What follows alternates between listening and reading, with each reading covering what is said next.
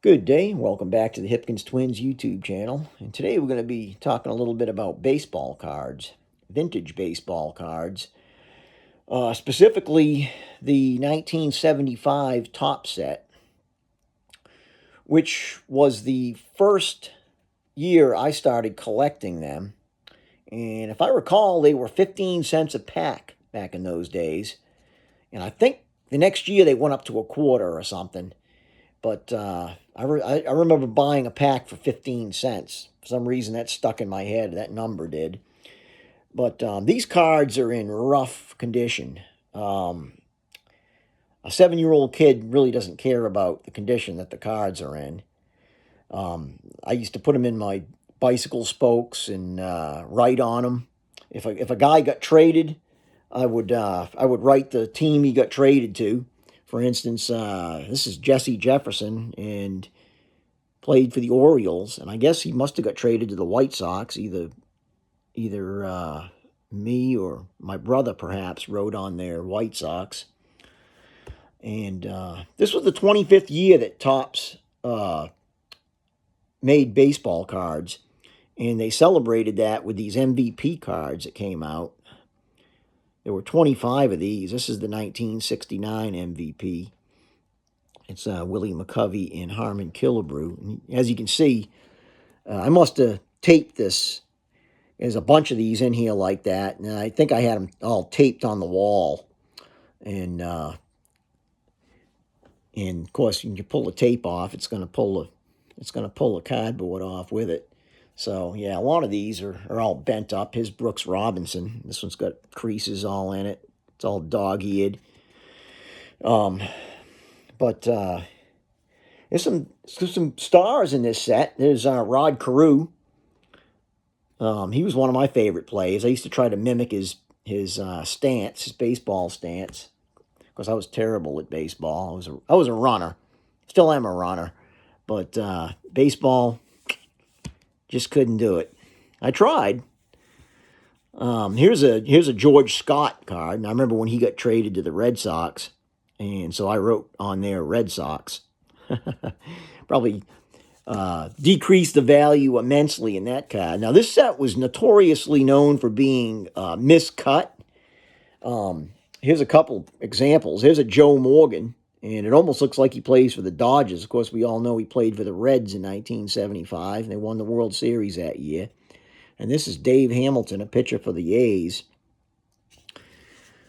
And, of course, we have Johnny Bench, Cincinnati Reds, and Larry Heisel, Minnesota Twins. Now, I have a story about Larry Heisel. I was in the bleachers at Fenway, and I believe it was 1977. I was with my Little League team, or minor league team. I can't remember what it was. But I was sitting there, and I was yelling out to him. He was playing center field for the Twins, and he turned around and waved. So I always remembered that. And yeah, but some of these, here's Bernie Carbo for the Boston Red Sox, and if you can see, I put a star around all of the Red Sox players, because I'm from Massachusetts, and I was a Red Sox fan. I put stars around them, so to me they were all stars. So I just made up my own all stars on there. But they had team cards too. There was 24 teams that year. And this is the World Series champions from 1975, Cincinnati Reds, and that's Sparky Anderson, the manager. And I used to put them in teams and put elastic bands around them, so some of these are in just terrible condition. Here's, I'm not going to say his middle name, but that's Bucky Dent. And if you're a Red Sox fan, you know what I mean.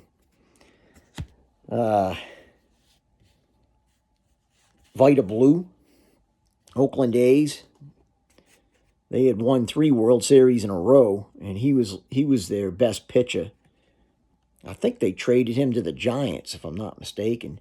Jim Palmer from the Baltimore Orioles. These are in terrible condition. And this card's interesting.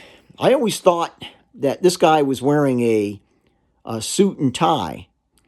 And it was only years later that I was looking at the card, and I said, well, he's a catcher, so he's wearing his vest there, and it's not a tie. But he's not even wearing a hat, so he just looked like a business executive. But that's Ed Herman. And here's a couple more MVP cards. And as you can see, I must have had these taped to the wall because they're in really bad shape. That's Carl Yastrzemski and Orlando Cepeda and Johnny Bench and Boog Powell, the Baltimore Orioles there.